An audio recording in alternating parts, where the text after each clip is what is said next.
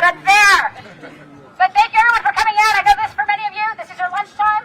We built this literally in less than 12 hours, and it talks about who we are. So look around. This is America. Yeah. This is our country. We are stronger together. What I want to say is that when people are trying to figure out whether or not our vote matters, it's something that's very clear. What happened in November was a dress rehearsal. We created the strongest, most diverse Congress in American history because we registered and we came out and voted. And it's through our unity, not division, through our unity, that not only are we stronger, but we do not mess around. So thank you so much for joining us today. I want to welcome our very first speaker, which is Vanita Gupta. She is the president and CEO, leading us fearlessly. Before here, she was with the DOJ, but now she leads us fearlessly in a coalition with the Leadership Conference. I just became a member. Yeah, the Leadership Conference on Civil Rights. And with that, thank you for your leadership.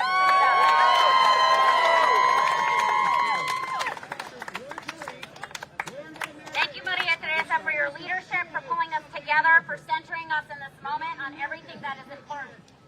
We are here in community, and I'm so honored to be alongside all of these incredible leaders today.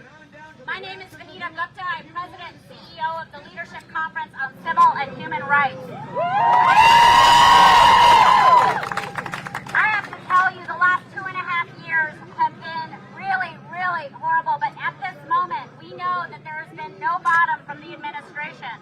We are coming here today because we are reeling from the tragedies of last weekend and the loss of life and the loss of a sense of community in too many parts of this country. Every person in our country should feel safe about going about their daily life, going to worship, to school, to the mall. Instead, hate crimes and white supremacist violence continue to escalate under this administration's watch. Yesterday, Trump said that hate has no home here, but we know the truth. Hate has too many homes here in this country. And under this president, hate's primary residence is right here at 1600 Pennsylvania Avenue.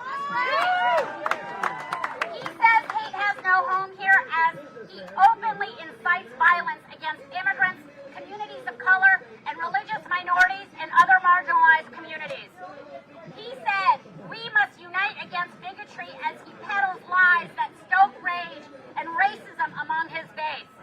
He said our hearts shatter for the families ripped apart by cruelty as he has torn thousands of children from their parents' arms at the southern border. The president has blood on his hands, and no scripted press conference is going to be able to wipe that clean.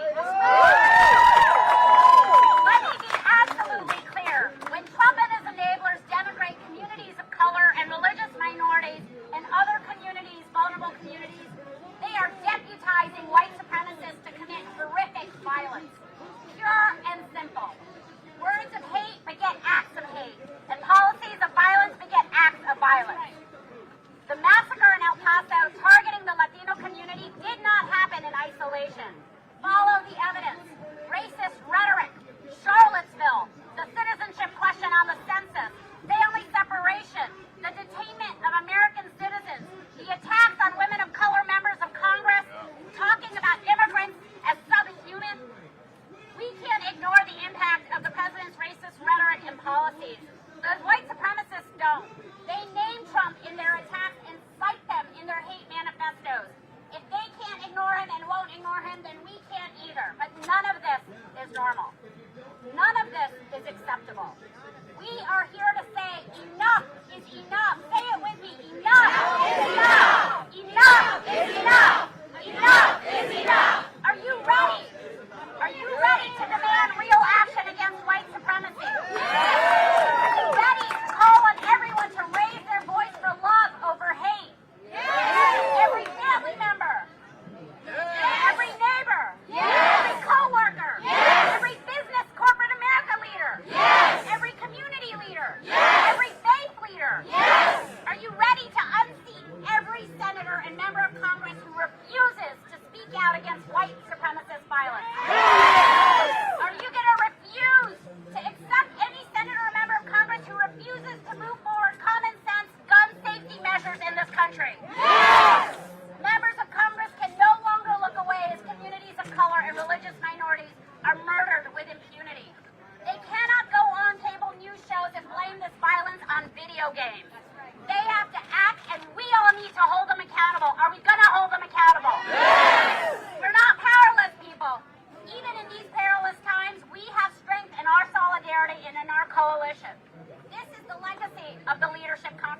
coalition. To every person in every community affected, the Leadership Conference offers our support as we double down on the fight of our lives to save the soul of our country, for inclusion, for peace, and for justice. That's the America we deserve. Thank you.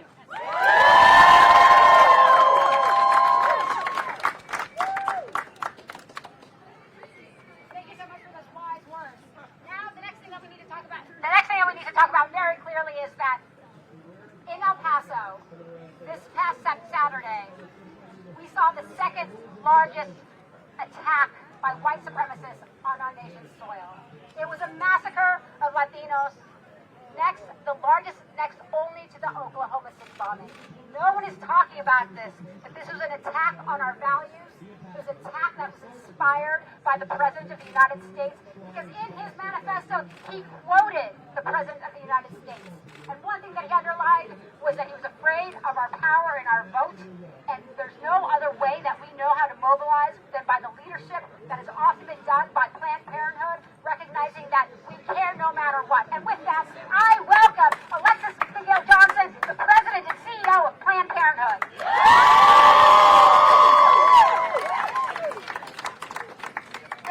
Thank you so much for your leadership, Maria Teresa. Thank you, Hector, Vanita, for inviting us into this conversation, this coalition. Planned Parenthood Action Fund stands with our partners to denounce the gun violence that is threatening the health and safety of our communities and the bigotry and white supremacy that is increasingly behind it. All people deserve to live healthy lives and feel safe in their homes, in their schools, in their places of worship, in their health centers, in their communities. But today's unprecedented rate of gun violence in the United States threatens that safety. Gun violence is a public health crisis. Racism is a public health crisis. And white supremacy is a public health crisis. And Planned Parenthood Action Fund is here to demand that our policymakers treat them with the urgency they deserve, take informed action to protect our communities. We have seen immigrant communities and communities of color become the target of vicious violence over and over again. We know that anti-immigrant sentiment incited by the President of the United States is to blame. The most powerful man in the country has used his platform to demonize and dehumanize Latino immigrants and every other people of color at every turn.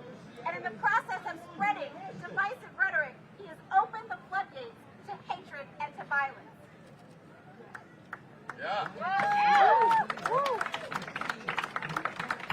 As we face a new wave of white nationalism, we also have seen those in Congress with the power to reform our gun control laws dwell in silence and inaction, all while refusing to check the president's white supremacy, even as the gunmen use the president's own rhetoric, as Maria Teresa just said, to justify taking the lives of their fellow citizens. We must all do better, do more to keep guns out of the hands of those ready to unleash violence in our communities, and we cannot stand for the stigmatizing and scapegoating of people with mental illness who are more likely to be the victims of violence against persons. Today, Planned Parenthood Action Fund stands in solidarity with our partners. We stand in solidarity with the people of El Paso, Texas, and the people of Dayton, Ohio, and every community that has been forced into mourning over gun violence to call for gun reform legislation. We urge Congress to take action. Let's make no mistake, though, that we are fighting back. Not only did we take back Congress with our vote and our collective activism, but we're taking it to the courts. We have a powerful leader in the movement that not only talks the talk, but she helps the prosecute. And that is what's incredibly important. She makes sure that people are held accountable, that this administration has been accountable. Under her watch, she makes sure that they actually remove the citizenship question, because again, they're trying to demonize and they're trying to make sure that we do not have political power. She has talked about racism from the moment he went down his escalator, and she always speaks truth. Please join me in welcoming NAACP Legal Defense Fund President and CEO Sheldon Geifel. Thank you.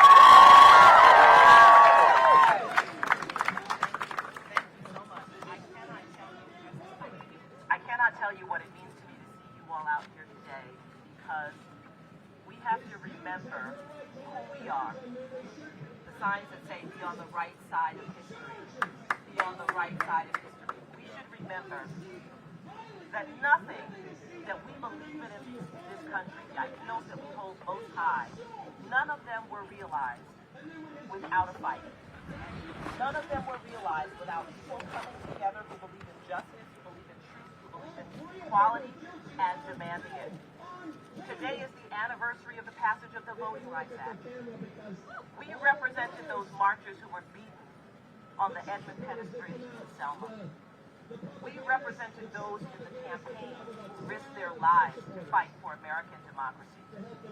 And today, we are in the fight of our lives for this democracy. We are in the fight of our lives because there really is no one but us. Because the highest official in the land, the President of the United States, from his mouth speaks the words of white supremacy, speaks the words of racism, gives license to behavior and to acts that were deemed unacceptable years ago. He has removed the velvet rope from hate, and it is pouring out into the streets. But it is not just the president, and that's what I want us to remember today. President Trump did not create white supremacy or racism in this country. He has licensed it, he incites it, he encourages it, but he did not create it. The organizations who are speaking today existed long before Trump was president, because we already faced a problem of racism and marginalization and disaffection and voter suppression. We already faced the problem of Mitch McConnell refusing to do his job as Senate Majority Leader, blocking Merrick Garland from a hearing to sit on the United States Supreme Court. We already faced domestic terrorism by white supremacists. Charleston happened, the massacre at Emanuel AME, when Obama was president. So this already existed in our country. But right now, enough is enough. Enough is enough. Enough is enough. Enough is enough. Enough is enough. Now, it's not enough for us to come and stand together. It's critical that we see each other and that we hold our signs, but I'm always here to give you action items of what you must do. We know what must happen. If you are trying to change the mind of President Trump, you are on a fool's errand. We don't have time for that. This is who he has been. So we have to use the avenues that we have towards other areas of power. The United States Senate has to do its job. I don't want to hear we don't have the votes. We didn't have the votes in 1964 for the Voting Rights Act. We never have the votes. I don't want to hear it. We make the votes. That's right. By the pressure that we bring to bear. That's it. And so it's time for that pressure. It's August. Our representatives are back home in their districts. And you need to show up at their offices. You need to call your family, your friends, your networks. They need to be showing up at district offices. They need to be showing up at town halls. You need to call them 202-224-3121, 202-224-3121, 202-224-3121. You're telling me you can't wake up every morning and pick up the phone and make a call? And leave a message about what you want, you do it. Do it. Tell your neighbors and your family to do it. You're calling your representative. You're calling your senator, and you're telling them what you want. What do you want? What you want, first of all, is you want gun legislation. Common sense gun legislation. The majority of the country is on our side. There are a few who are blocking our voice. That is not democracy. That is actually what the founders feared.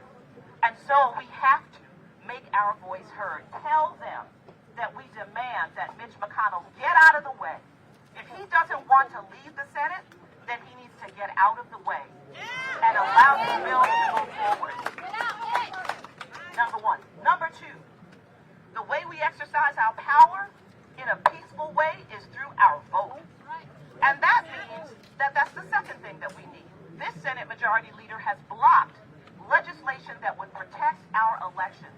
Let me tell you, today's the anniversary of the Voting Rights Act. Do you think that John Lewis had his head beaten in on the Edmund Pettus Bridge? Do you think that Fannie Lou Hamer was beaten in that jail in Winona, Mississippi? Do you think that Jimmy Lee Jackson was killed in Marion, Alabama, so that we could allow the Russians and other foreign elements to steal our vote from us? Yeah. So we need Mitch McConnell once again to get out of the way and let these bills that have bipartisan support to protect our elections from foreign interference, allow them to vote on the floor of the Senate. There is no point fighting for the right to vote if we're going to allow foreign powers to take it from us. That's the second thing that you're asking for. The third thing, we have something called the Department of Justice in the United States. Injustice. We have a Department of Justice. It contains within it a civil rights division that is empowered to enforce the civil rights laws of the nation. This woman, Vanita Gupta, used to lead that department when that department had integrity, when that department was committed to the enforcement of the nation's civil rights laws. That is our department. They get paid by us. We are taxpayers. And we have the right to demand that the Attorney General, Bill Barr, reveal and tell us what is his plan. What's the plan we want from him? We want a plan to investigate, infiltrate where necessary, and prosecute white supremacist violent organizations.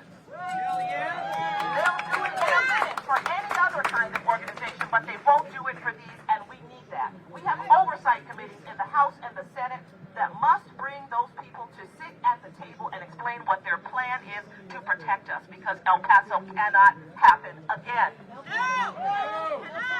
So those are three action items that you have. You are calling your representatives and your senators, and you are telling them what? What? What do you tell them? You've got already. Gun legislation. We need gun legislation. We need McConnell to let those bills come to the floor. We need legislation to protect our elections from Russian and other foreign interference. Chuck Schumer needs to be tough. We need the Attorney General to articulate a plan to deal with white supremacist violence to protect the people in this country. And we demand it. And we demand it. And we demand it. Last thing, do not forget your local officials.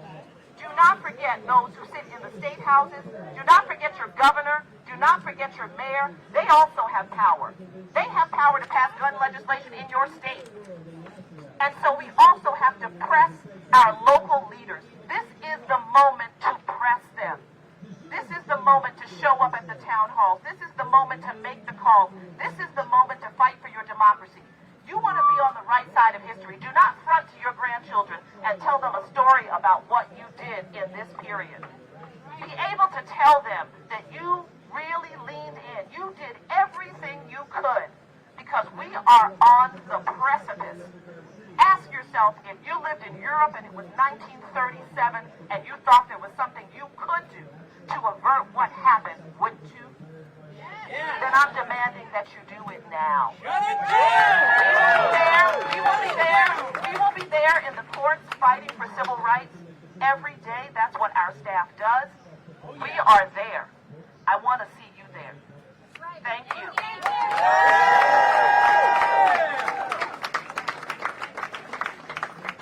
Thank you. Thank you, Sheldon, for those incredibly impactful words. I want everyone to take note that the incoming second grade class is the first majority-minority generation in this country. Yeah. And what we need to build them is a future of love, of acceptance, and possibility. And that means that we need to ensure that they are safe in their classroom. My daughter, when she entered preschool, she had to duck and tuck and shelter because they were doing a drill in her elementary school, her preschool, against gun violence. That's nonsense. That should anger every single individual in this country. And it's because of the leadership of Chris Brown with the Brady campaign that we have been able, doggedly, year after year, making sure that we are not standing by. It is because of the legislation that passed in Congress, because of the diverse Congress, that we actually passed comprehensive background checks and a litany of other legislation. But it was because Americans came together, and Chris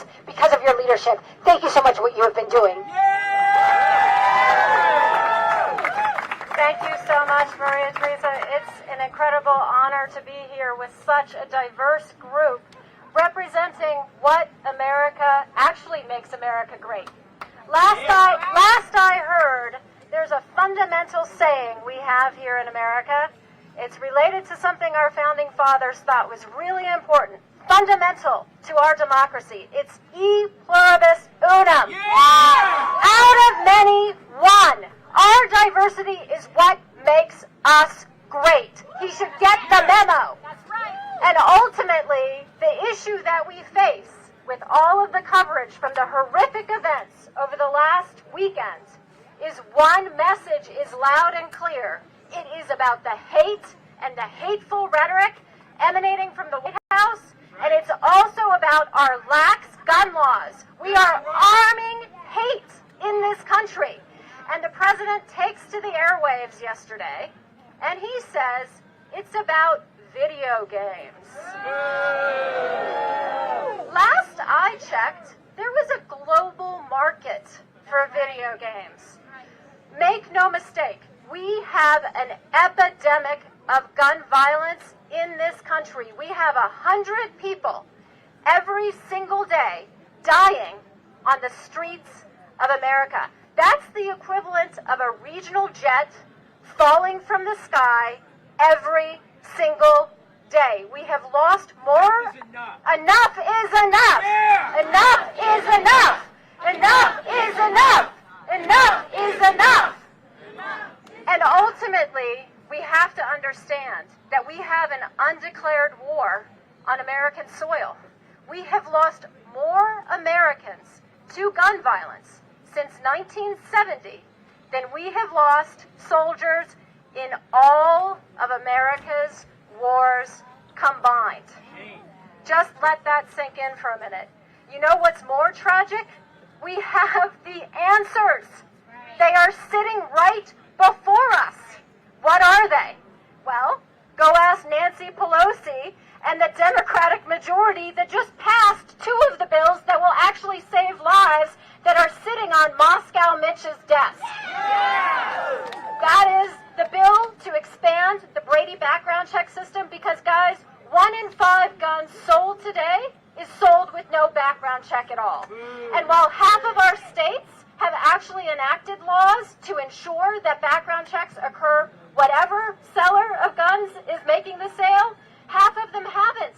That's why we need a uniform law. We also have a House-passed bill that would close the Charleston loophole. That's the loophole that allowed the killer at the AME Baptist Church in Charleston to buy his gun even though he was a prohibited purchaser. Because our rules right now say if more than 72 hours pass and a background check hasn't come back, the default is the purchaser gets it. Boo! Boo, indeed. And one more point that I think is really important, or maybe two. One is we have weapons of war on our streets. Guys, we're the only industrialized country in the world where you can go in, you can buy an assault-style weapon, and you can buy a magazine that carries 100 or more rounds, and you can get that for about $200. Shame! That's what happened in Dayton. That's what we saw happen in El Paso. And why is that? Because they're designed to kill as many people as humanly possible, as quickly as possible. They're designed for the military. They're designed for combat. They can't be used to hunt because it's unfair to the animal. We are using it to hunt, to arm hate and hunt our own people. We have to pass a new assault weapons ban. We have to restrict high-capacity magazines, and all of us need to remember that this is on us. Ultimately, what he wants to do, what Mitch McConnell wants to do, is have apathy win. We cannot let that happen. And I know we won't, because in 2018, a huge number of you registered to vote and got all of your friends and your communities to register. That is how we elected the first gun violence prevention majority in the House of Representatives in a generation. So what I want everyone to do is text emergency to 877-877. That's emergency to 877-877. You will be put through to Moscow Mitch's office. You demand that he bring the Senate back in and help me make sure that if they don't vote on these life-saving measures, they are looking for different jobs in 2020. Thank you so much. Close the gun show loophole! Thank you. Let's be clear. This president descended down the escalator and he made this about who we were as American. He criminalized the whole people. But it wasn't just the rhetoric, it was his policies. And what I found so beautiful was at the moment that he tried to signal out Muslim Americans, we flooded airports and said, not on our watch. It's not just rhetoric, it's policy, racist policy. And I welcome today, locked in arms, Veronica, Executive Director of the Muslim Advocates, for all the work that you've been doing. Hello! My name is Farhana Karen. I'm the Executive Director of Muslim Advocates, a national civil rights organization dedicated to working in the courts, in the halls of power, and in our communities to stop bigotry in its tracks. Yes. Now, some of you may not know this, but the Latino community is the fastest growing segment of the American Muslim community. The Latino community is us, and we are them. Yeah. And today, more than ever, Muslims across this country are standing in solidarity with our Latino brothers and sisters. Yeah. We are here today because our hearts demand it. But we're also here today because the violence perpetrated by white nationalists and white supremacists has been tolerated for far too long. No more! Almost 5 months ago, 51 Muslims were massacred by a white nationalist in 2 mosques in Christchurch, New Zealand. And what words were used by that attacker? He called Muslims invaders. Just a couple of days ago, when another cold-blooded murderer killed 22 of our fellow Americans in El Paso, what word did he use to describe our brothers and sisters? The same exact words. Now, is this just a coincidence? No. It's not. We know where these words come from. It is our president, shamefully, along with his aides and surrogates, who have regularly called immigrants invaders. His tweets, his campaign ads, and his friends on Fox News can't seem to say it enough. His campaign has even run more than 2,000 ads on Facebook, calling immigrants invaders, or calling this an invasion. But what does the president do? He blames video games, people with mental health disabilities, and anyone other than himself for the actions that he alone has inspired. Yesterday, he called on all Americans to reject bigotry. But you know the question that's on the mind of most Americans? When will he reject racism and bigotry? It's not surprising, right? This is a president who ran on a campaign of demonizing Muslims, Latinos, and other immigrants. In his inaugural address to our nation, he painted a dark, dark future for our country. He even called it American carnage. And he has called African Americans and where they live disgusting, rat and rodent infested mess. He says that Congresswomen of color hate America and shall go back to where they come from. The president must stop. He must stop with this racist and dehumanizing rhetoric. That's right. But we also need others to do more. The Justice Department and the FBI need to step up and meet the urgency of today. This is a time for them to lead by prioritizing the white nationalist threat and giving it the resources it needs. We all know the reality, especially for American Muslims, The reality is that if this was an ISIS or Al-Qaeda threat, and there was somebody who had killed 3 people in Gilroy and then 6 days later 22 in El Paso, Texas, we would have already seen decisive action by the DOJ and by the FBI. 4chan and 8chan would have been shut down long ago. And the FBI and the Justice Department instead shamefully sit on their hands. How many more people must die before they finally act and protect us? Right. Shame on them. But there's another group of actors who have a role and have a responsibility to lead. It's tech companies. Facebook, YouTube, Twitter. They must act with the moral clarity and leadership that this crisis demands. Right. White nationalist rhetoric thrives on their platforms and is accelerated by the very sophisticated algorithms that these very companies have created, feeding hate into the minds of people who thrive on this rhetoric. Again, we know that if it was ISIS or Al-Qaeda messages that were on these platforms, tech companies would have acted long ago. That's right. Speak the truth. Instead, these companies have profited from hate. It's not just the Trump campaign pumping millions of dollars into companies like Facebook, but even Amazon is helping 8chan profit to be able to fundraise off of their platform. So it's a national disgrace that we have the president, the Republican Party, right-wing media, and even tech companies who've encouraged or tolerated white nationalist threat for too long. Right. I want to lead you with this. You've heard a lot of action items from us so far. I want to lead you with one more. Muslim Advocates is proud to stand with many of our colleagues, including those who are here today, in calling on tech companies to act against hate.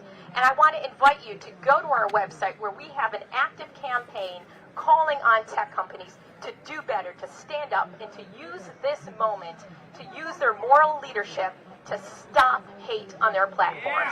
Please go to MuslimAdvocates.org. Together, we will win this fight, but we each have to stand up and act together. Thank you. Shut hate down! Shut hate down! Shut hate down! Shut hate down! Shut hate down! Shut hate down!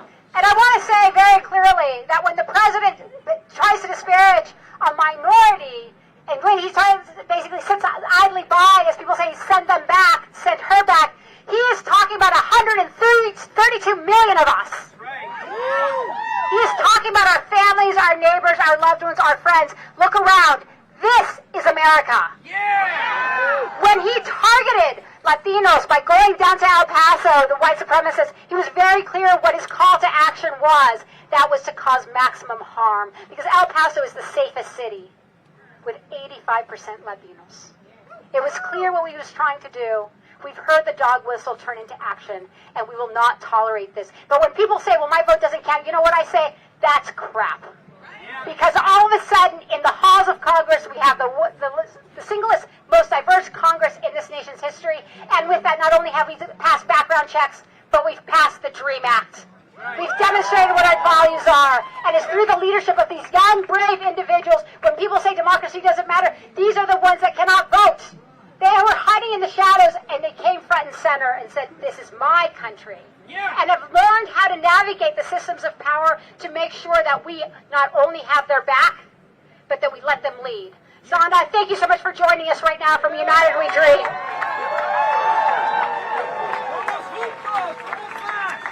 Good afternoon, everyone. My name is Sana Abrar, and I represent United We Dream, the nation's largest immigrant youth-led network. But I want to be clear, I don't only represent United We Dream. I represent the little girl who in 7th grade was told to go back to her country. I represent the sisters in Congress who have been shamed, who have been attacked, who have been racially profiled, who have been sent death threats time and time again because they are brave enough to open their mouths and speak the truth. Right. And I represent the many generations in this country who are committed to fighting for freedom and making America better. I represent immigrant youth and their families from all across the country.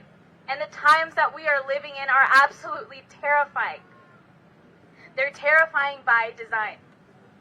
After the El Paso massacre, there were undocumented immigrants who were too afraid to get medical attention for fear of having ICE called on them. We have seen and lived and witnessed the cases of individuals being attacked and dragged out of hospitals by ICE and Border Patrol agents. Shut down ICE! There were individuals who were too afraid to go out and find their loved ones, individuals who may have been attacked just because they don't have papers and they're considered less than in this country. This is their heartbreaking reality, and we send our love and support to these families who are living unbearable pain right now, not only in El Paso, but across the country in cities and rural communities all across that have been targeted by raids, by attacks, and the disappearances of our community members. This whole reality is by design. Our government has emboldened and empowered ICE and Border Patrol to detain, to deport, and to kill. No more. Our government has also emboldened a man who drove 9 hours with a mission to kill Latinos and immigrants. Our government is amplifying centuries-old white supremacist ideology. They're using language that demonizes immigrants and people of color, and people are becoming radicalized, but the government is refusing to stop it and take action. Who is paying the price? Our communities. We're paying the price for the government's inaction to end gun violence and address deep racial inequality. Immigrants, Black, brown, indigenous, Jewish, Muslim, Sikh, queer, students, and low-income communities everywhere are suffering the consequences. We cannot allow this to continue. No more thoughts and prayers. We need change when? Now! Every member of Congress, whether Republican or Democrat, must commit to consider legislation that confronts the epidemic of gun violence. In this moment of pain and fear, we demand bold leadership, no more status quo. We're about going forward. We're about taking 10, 20, billions of steps forward rather than returning to any kind of status quo on any issue, whether that is gun violence prevention or immigration. In this moment of pain and fear, we demand bold leadership in all levels of government that brings justice for our communities that find themselves at the deadly crosshairs of white nationalism and gun violence. Immigrant youth of United We Dream will continue to unapologetically organize and mobilize our communities. We know that the power to resist is inside each of us, and the power to win is in our solidarity, the kind of solidarity that you see here today, right in front of that house. We recommit ourselves to one another, and we recommit to dream beyond this moment, because we know that the only way that our communities can live and thrive is to live unafraid of deportation and unafraid of gun violence. We will all fight together, collectively, as a community with love and determination to realize that future. Thank you. United we dream! Thank you so much for those powerful words, and I think we must remember that a pock on our house is a pock on everyone's, and what we need to make sure that we're standing firm and strong. And when people tell me that our vote doesn't matter, not only have we passed gun legislation in Congress, not only have we passed DACA, not only have we passed TPS, but we've also passed fair wages. And it is through the long, hard work of everyone here and the millions of Americans who know that when they participate, the government is ours. That White House is the people's house. That White House is the people's house. The White House is our house. And November is coming. Voto Latino developed VoterPal. We developed it because we recognize that some people are registered, but we have 15 million Latinos who are unregistered. We have 12 million young people who are unregistered. And with you, when you download VoterPal, you can register all of us. So download it now. But I want to thank, in solidarity, SEIU, who has helped us with VoterPal and so much more, because it is the fight that SEIU took to the streets, to the state houses, that now we have a piece of legislation that Mitch McConnell refuses to pass for fair wages. With that, please, Valerie, join us from SEIU. Thank you. It's hot out here, right? But I'm hot and all of us are hot by what's going on in this country. Oh, yeah. We're going to take this heat and we're going to put it into action. Yeah.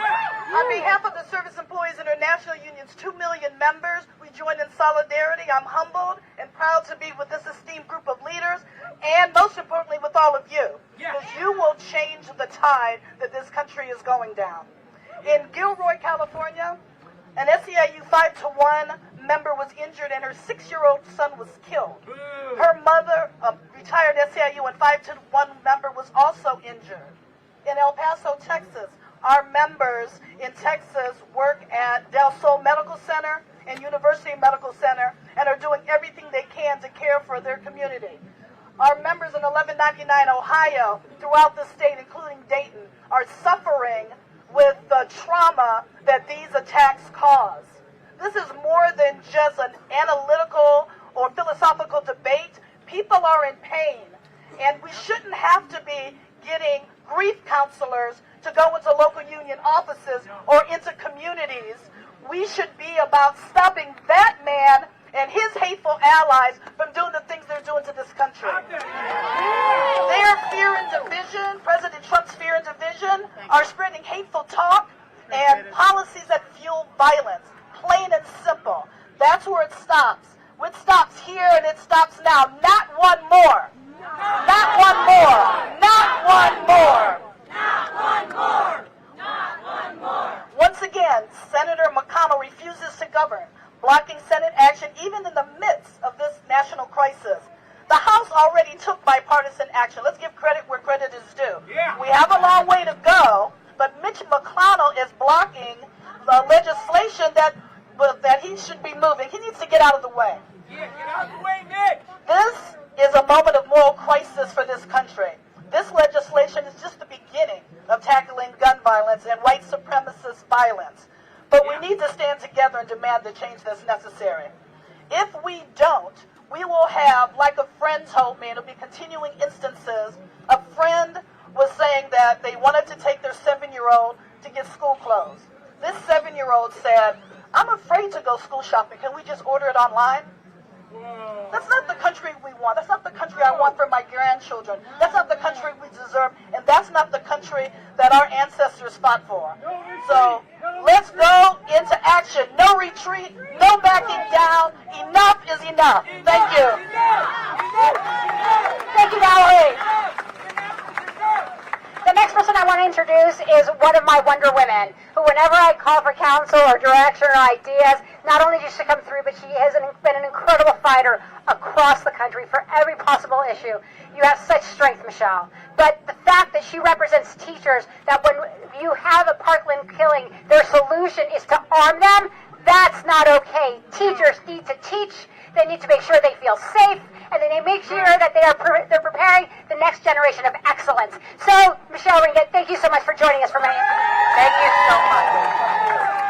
Thank you, everyone. I am Michelle Ringett. I am with the American Federation of Teachers, and I am here today on behalf of Randy Weingarten and our 1.7 million members who are teachers. We are guidance counselors. We are the school personnel your kids go to when they need comfort. But we are also nurses, we are healthcare professionals, and we are also public servants. And all of us from throughout our union, their families and their communities have had enough of what's going on. We have bandaged kids. We have comforted them in their terror. We have treated families and tried to comfort them when they've lost loved ones in our hospitals. There is too much happening. We've been shot at, we've tried to protect children, and we have lost too many children, too many family members, too many human beings in this country because of our unwillingness to address our lax gun laws and to recognize the hate that's fueling it. I have a different message here today because I think we stand with locked arms with all our sisters and brothers here. I'm from the labor movement. You are all my sisters and brothers. And we are now dealing with the fact that the fish rots at the head. And you know what fish I'm talking about, right? This decay is trickling down into our schools to the youngest among us, and we have seen an uptick in bullying. We have seen racism unleashed in our schools. We have seen children chanting, "Build the wall," or "Send them back." And this is a culture we cannot tolerate, and we must unite and move against right now. We need to fight for our democracy. We need to fight for the values that this country was founded upon and make them realize to the extent they never have been for too many people before. So I say on behalf of AFT and everyone here, like, we are down to win this, and we will win this. So thank you all for turning out in this heat, and I encourage all of you to make this a starting point of renewed commitment so that we own and move this democracy forward so that everyone feels that they have a place within it. Thank you. Thank you, Michelle. I believe that we will win. I believe That we will win. I believe that we will win. So, that we will win. I can tell you what cowardly leadership looks like. It is caging innocent children. It is blaming the most vulnerable through the immigrant community. And it is trying to obfuscate and try to create real solutions of law legislation against guns when they try to place it on the arms and the shoulders of the mental health community. That is unacceptable, that is cowardly, that is weak, and that deflects the real terror in this country, which is white supremacy. That puts us every single person in danger. If you think that it is not, again, the fact that they went to the safest city in the nation and massacred Latinos, it was sending a message that none of us is safe. And during this time, it is important that we talk about the real issues that this president is causing. He's causing us pain, he's causing us division, but he's also causing us incredible unity. Because we are speaking truth to power, we are elevating what needs to be addressed, and we are talking and calling out a spade as a spade. This is not about video games. This is not about mental illness.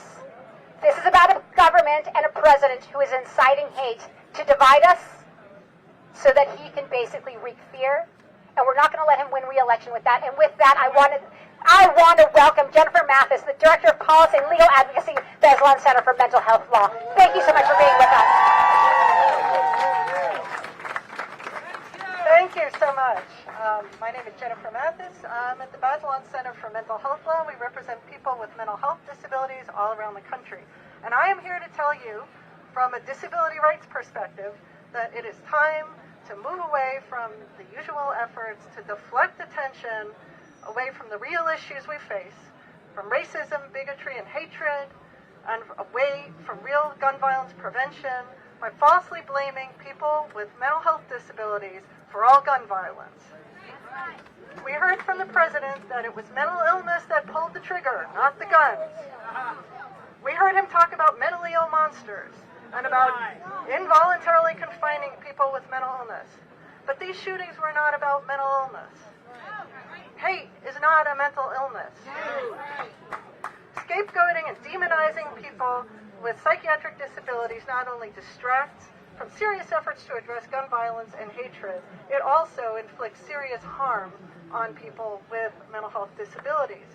The relentless repetition of the false idea that if someone has done something so terrible that it's hard to conceive of, that they must be mentally ill, that has become so common that it has infected our societal and our political consciousness. But it is wrong. It is unfounded. Less than 5% of gun violence is committed by people with mental illness, and in fact, people with mental illness are far more likely to be the victims of violence than to be the perpetrators.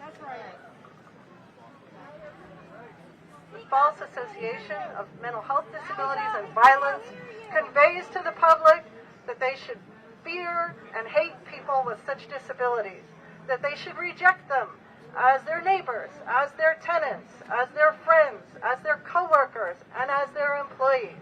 That is not the kind of society that we want to live in. And it does nothing to address gun violence, and nothing to address hatred and bigotry. In fact, it promotes more hatred.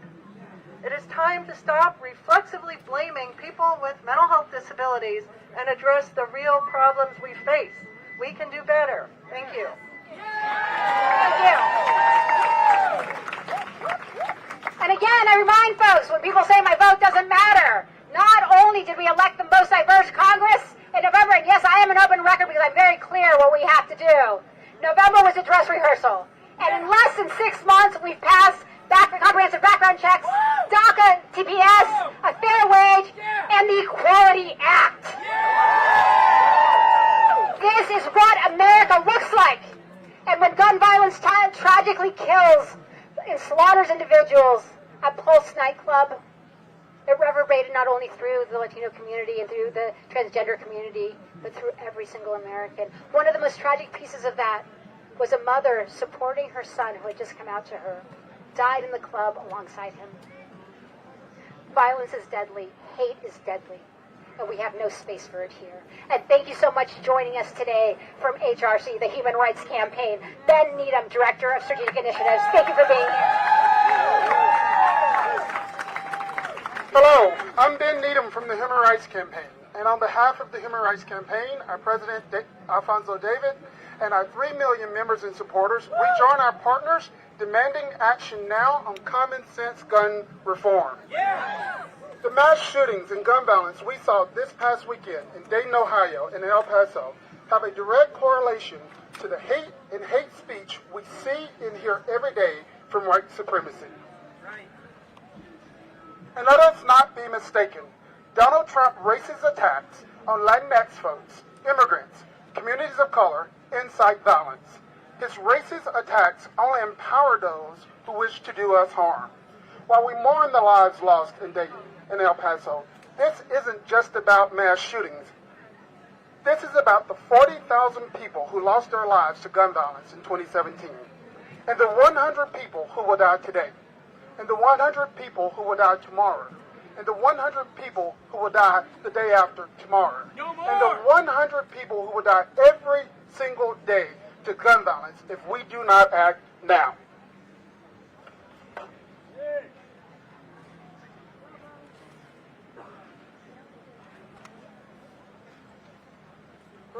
Got lost here.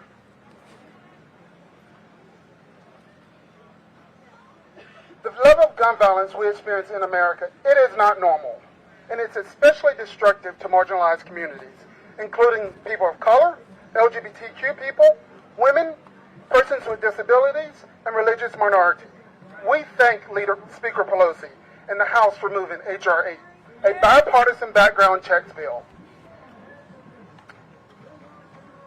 And we need this White House, Mitch McConnell, and the Senate to address this epidemic of violence with passing H.R. 8 and signing it into law, along with other common sense gun reform, or stand aside and let lawmakers who can. We stand with our coalition partners today. We are calling for common sense gun reform. We're calling on the Senate to do their job. We're calling on the President to do his job. And if they do not do their job, we will vote them out. If they do not do their jobs, what will we do? What will we do? What will we do? Thank you. Thank you. And now I'd like to have us joined by Rabbi Moline. He is a rabbi that will lead us into a moment of silence because sometimes we need a little bit of resetting. Thank you so much for being with us. I know that you've been jumping around, but more importantly, this moment to give us peace, but also in solidarity for those individuals that have been killed because of mass shootings, and in particular to the El Paso massacre victims. Thank you. I am happy to be here with you, even in a suit. We want to take a moment of silence now, and I'm going to ask you to focus on something very specific. It doesn't matter if you have a particular faith or you don't profess a faith, if you have a particular philosophy or you're finding your way. I don't want you to think about numbers. I don't want you to think about cities. I don't want you to think about communities. I want you to think about that one person who has been a victim of white supremacy and hatred and gun violence, who is most like you. You may not know his or her name. You may not have any connection to that person. But that person has lost a life prematurely. And you, because you occupy so much of the same space, you have to find a way to live your life with that extra intensity to make up for the innocent life that's been lost. Right. Let's take a moment just to be quiet.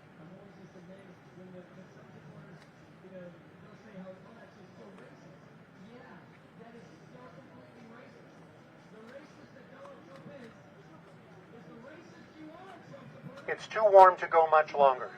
So let me leave you with this. Now that you've had this moment of silence, I hope you got it out of your system. Make a lot of noise.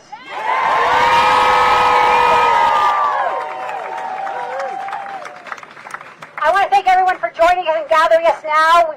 The idea was to channel our anger, but also to be in unity. But this is not over. So I would like to welcome Emma Einhorn from the Campaign Director for Move On. We will be working directly together to make sure that this is the beginning, and we're going to finish what we started. Hey everyone, I'm Emma with Move On. Thank you to all the organizations here today. Thank you to everyone who's been in the streets, everyone speaking out, and everyone not giving up. Move On is made up of millions of members, people from all walks of life, all across the country, who are together actively demanding and creating an America where all of our communities can thrive. This year, we've come together to take action to pass the DREAM Act, which will provide permanent protections for immigrant youth, to support the women's national soccer team in their battle for equal pay, to enact a Green New Deal to protect our planet. We've started petitions to rename local public places named for racists in America's past, and we've pushed companies to support workers, communities, and the environment. But now, we're forced to spend most of our time combating Trump's hate and racism, his attacks on our communities, illegal abuses of power and our democracy, and his incitement of white supremacists. Trump's plan is to keep us defending the wins that our movement has secured and the leaders and activists who have sacrificed so much over the decades. So instead of focusing our energy to create a roadmap to citizenship for 11 million immigrants in this country, millions have marched in the streets, made thousands of phone calls, and refused to let the light on human rights abuses being committed in detention camps around the country by this administration fade. Instead of working to raise the minimum wage or combating the rise in wealth inequality, we're signing petitions and submitting comments to the Federal Register so that millions aren't excluded from our current safety net programs like SNAP and Medicaid. Instead of passing Medicare for all to ensure that all of us have affordable health care, we spent a year defeating all of the GOP attempts to repeal the essential protections in the Affordable Care Act, and we are still suffering under skyrocketing prescription drug prices. To build our vision of an America where everyone can thrive, we need to embrace our values of equity and respect and ensure that no one is above the law. Trump is the antithesis to our shared vision. He is spewing hate and racism to pit our communities against each other and attacking what it means to be an American. And the Republicans in Congress are letting him. They're enabling him. They're even supporting him. The murderer in El Paso who took 22 lives, injured more than 24 more, and changed the lives of countless others this weekend took Trump's hate to its natural endpoint, violence against immigrants. When the president dehumanizes people through his words and enacts policies for our government to treat people inhumanely, when he normalizes hate speech and jokes about shooting immigrants, when he routinely terrorizes the immigrant community through actions like ending DACA and threats of mass ICE raids, and when he hires a white supremacist like Stephen Miller in his administration, it clearly lays the groundwork for violence. Guns inflict hate-filled violence all over our country, and both parties have failed to curb gun violence. Both parties have been in power over the last 20 years after mass shootings from Columbine to Virginia Tech to Sandy Hook to Pulse nightclub to El Paso to Dayton. And yet Congress has failed to enact common sense reforms like mandatory background checks and banning assault rifles. Enough is enough. Enough with the attacks on immigrants. Enough with gun violence. Enough with white supremacy in the halls of power. Enough with a Senate that refuses to act and a White House that fans the flames of hate and violence. Together, we can reject and disarm hate. And now I've got 6 ways you can do this. All of them are listed at moveon.org/enough. Again, that's moveon.org/enough. The first, text enough to 668366 to denounce white supremacist violence and demand action on curbing guns. Again, that's enough to 668366. Second, call your senator at 833-487-4445, 833-487-4445, and demand they pass H.R. 8, a gun violence reform package passed by the House earlier this year. Anyone like me live in D.C. and not have a senator? Call McConnell. Tell him to bring the bill up for a vote. Third, attend an El Paso Ferme Vigil this Wednesday, tomorrow, August 7th.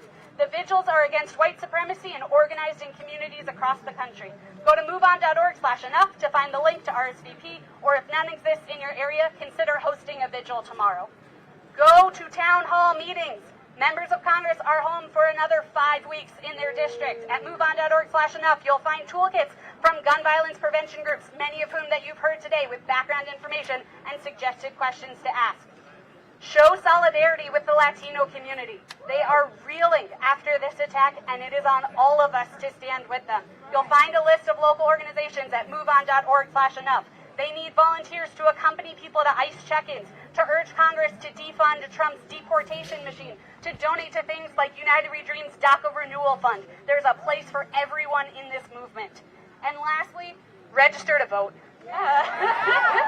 Elections are key moments to hold our elected officials accountable, and when they don't pass legislation like mandatory background check supported by 97% of Americans, they must be held accountable. Get yourself, your family, your friends, your community, everyone registered to vote and ready to use our power in 2020. Again, all of this is at moveon.org/enough, and take action today to say enough is enough. Thank you so much. And so, don't forget, if you're already registered to vote, because I'm assuming everybody else is registered right here, yes? Are you registered? Yes. But your friends and family and loved ones in the community are not. So I need you to download VoterPal on the Android store or on the iTunes store now. We will be leading vigils along with Move On and other organizations that we will be supporting. Raices is spearheading local vigils around the country tomorrow night in direct response to the president descending on El Paso, even though El Paso says that they don't want him here. Why? Not only because he incited and created insecurity, but he owes them $500,000 from the last time he was there. He doesn't pay his debts. He doesn't pay his taxes. He does not have leadership. And I want to be very clear that this president has made sure that every single Latino in this country feels less safe. I grieve with my people, with my gente, with my fellow Americans, but let's be clear. It is because he sees the potential of our power, and it's time that we see the potential of our power. For folks who want to learn more about the vigil, please text VL to 73179. Again, text VL to 73179, and we will keep you posted on other next steps that we're going to do, because again, we are just getting started. And with that, I'd like to give you please brief remarks by... Hi, I'm D.C. Senator Paul Strauss. I want to associate myself with everything the speaker said, except for the fact that you don't have a senator. You do. He's here with you today. And let me tell you something. A lot of times it breaks my heart that I can't vote on this important life-saving legislation. But today I'm in good company, because Massacre Mitch McConnell has made non-voting shadow senators out of the entire U.S. Senate. Right now, every American has a non-voting senator because Mitch McConnell won't let him vote. We're going to end that. Let the Senate vote. The House has done its job. It's time for the Senate to do theirs. Thank you, D.C. Remember, we are the community that gave up a chance to vote in the House because we couldn't trust this Congress to regulate guns. And I'm proud to be with you today. I stand broken-hearted as you all do. But we're going to continue to do whatever we can to get these laws passed. Thank you. Thank you, everyone. We have one last speaker. We've saved the best for last, but let's be very clear. This president started his presidency, his candidacy, on the backs of Latinos. When he called the whole people criminals and rapists, we all heard the dog whistle. The moment he descended, Voto Latino had a megaphone saying, he is not okay. He's anti-American. He's anti-unity. He is a white supremacist. And people said that we were talking and being a little too serious. Yes, we can never move that line. We have to solidly hold in unity, because right after that, he went after our Muslim American friends. He went after our our DACA recipients. He tried to create a citizenship question. He has killed babies that have been caged by separating of their mothers by a needless policy. And it's because he fears the brown. In Texas, who is the lowest voting propensity state in the country, Voto Latino directly registered 15% of all Texans. And last year, 2 out of every 5 Texans were Latino. We are hearing the dog whistle, we are unified in our action, and we know where we are going to make sure that we are making sure that we are clear-headed, clear-minded, because fear is not how we do. This president has brought the fight to the Latino community, and he doesn't understand that our families, their work, their sacrifices, all we know is la lucha. All we know is the fight. We have been training for this moment, and we have 15 million young Latinos who are not registered. Help us get them registered. Because when we have an enfranchised America, we have a fairer America. And I love to say that the reason that we are united together with the people here, where you're spending your time, it's because we're getting started. And we're getting started, we're taking it back to the streets, but we're taking it back to the ballot box, and we are getting ready. We have 18 months to show the rest of the country who we are. And it's in solidarity with Hector Sanchez from LACLA, who leads the fight, who makes sure that our women has a fair representation, that they're not sexually harassed in the workforce, that Latinos are getting fair pay. Hector, thank you for your solidarity, and thank you.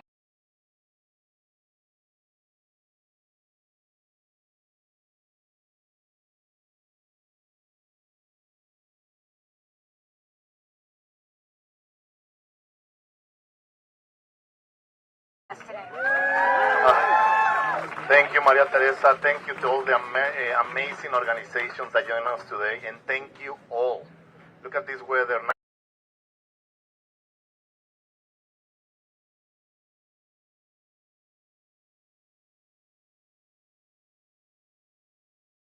Something degrees. We'll be here for more than an hour, and we will be here until we change this nation.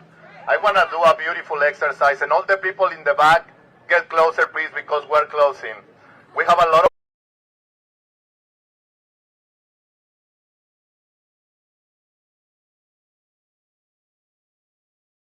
of media, and we need to send a national message, all of us together, and I'll ask all the speakers to move a little bit to the front, all of us together over here, to send a message to the media that we have people of color in this nation, and we need to be reflected in this media, because we need to do much better as a nation. We need to do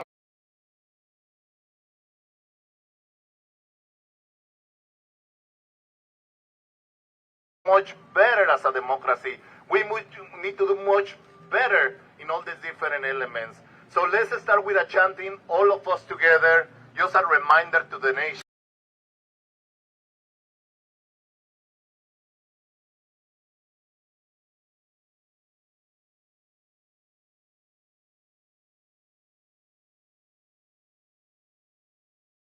What democracy looks like. This is what democracy looks like. Tell me what democracy looks like. This is what democracy looks like. Tell me what democracy.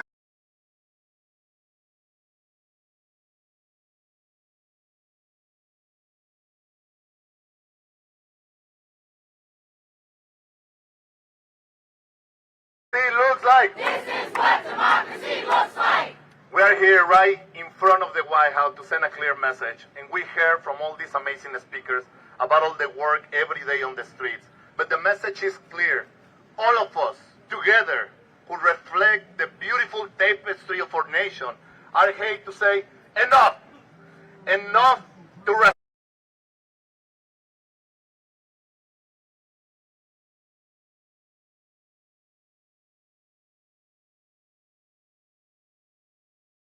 all of our communities. Enough! Enough to hate crimes against all of our communities. Enough to the historical white supremacy of